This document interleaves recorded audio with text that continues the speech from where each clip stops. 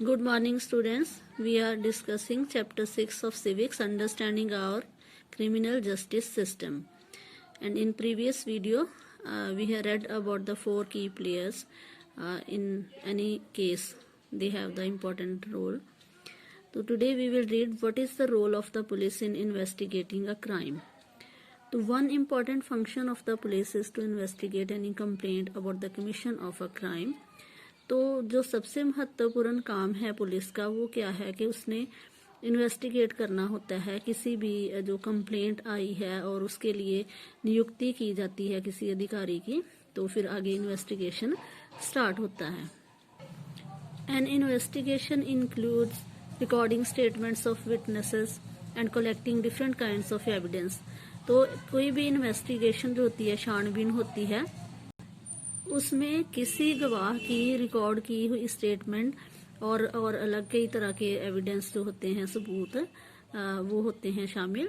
On the basis of the investigation the police are required to form an opinion. तो जो investigation होती है, छानबीन होती है, तो उसके आधार पर ही पुलिस अपनी कोई राय बनाती है. If the police think that the evidence points to the guilt of the accused person, अगर पुलिस को लगता है कि जो भी एविडेंस मिले हैं, जो सबूत मिले हैं, प्रूफ मिले हैं, तो उससे वो पर्सन को जिसके अगेंस्ट कंप्लेंट की गई है वो दोषी साबित करते हैं, then they file a chargesheet in the court. तो वो कोर्ट में, अदालत में एक चार्जशीट जो है वो दाखिल करते हैं. As stated at the beginning of this chapter, it is not the job of the police to decide whether a person is guilty और innocent, that is for the जज to decide.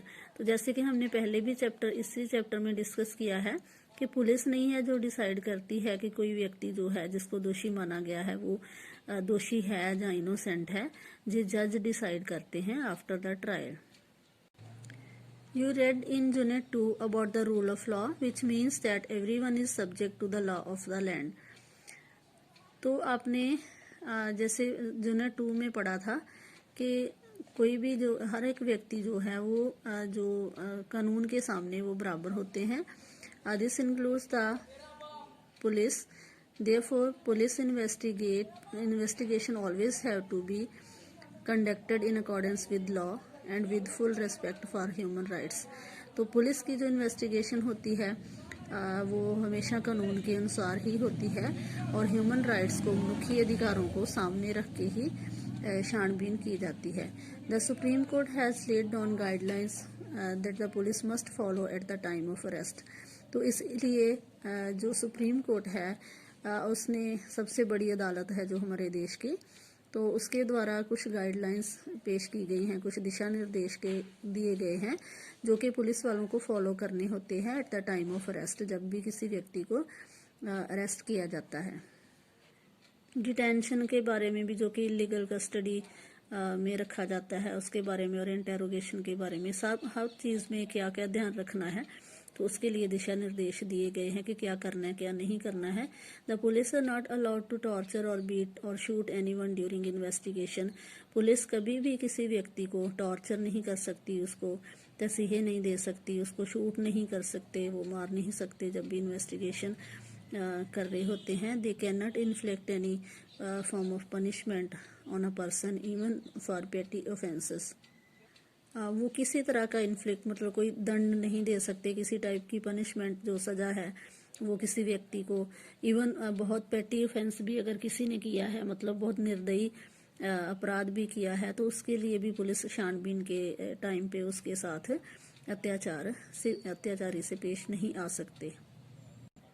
Article 22 of the Constitution and Criminal Law guarantee to every arrested person the following fundamental rights. तो कुछ एक मुढले अधिकार दिए गए हैं. Article 22 जो संविधान का है उसके अकॉर्डिंग क्रिमिनल लॉ के अंडर जो आते हैं कि जब भी किसी व्यक्ति को अरेस्ट किया जाता है तो क्या क्या उसका जो अरेस्टेड पर्सन के हैं राइट्स क्या हैं. The right to be informed at the time of arrest of the offence for which the person is being arrested. तो कोई भी ऑफेंस किसी व्यक्ति ने किया, कोई अपराध किया है, तो उसको किस चीज़ के लिए पकड़ा जा रहा है ये बताना ज़रूरी होता है उस व्यक्ति को. The right to be presented before a magistrate within 24 hours of arrest. तो जब किसी व्यक्ति को पकड़ लिया जाता है तो उसको मतलब जो अननेसेसरी उसको थाने में नहीं रखा जाता, उसको मजिस्ट्रेट के सामने 24 आवर्स के अंदर ही पेश किया जाना होता है। The right not to be ill treated और टॉर्चर ड्यूरिंग अरेस्ट और इन कस्टडी।